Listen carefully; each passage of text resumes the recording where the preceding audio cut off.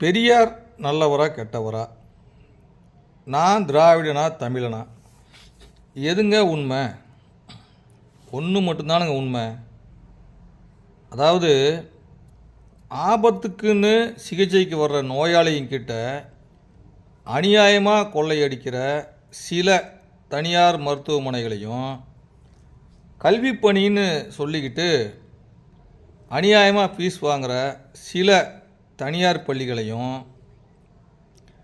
அக்கிரமமாக லஞ்சம் வாங்குகிற சில அரசாங்க அதிகாரிகளையும், என்னோட பேரம்பேத்திக்கு சேர வேண்டிய இயற்கை வளங்களையும் ஆற்று மணலையும் கொள்ளையடிக்கிற சில சமூக விரோதிகளையும் கட்டுப்படுத்துறதுக்கு நல்ல நேர்மையான ஆட்சியாளர் என்றைக்காவது வருவார் அப்படின்னு நம்பிட்டு இருக்கிற கோடிக்கணக்கான மக்களில் நானும் ஒருத்தன்.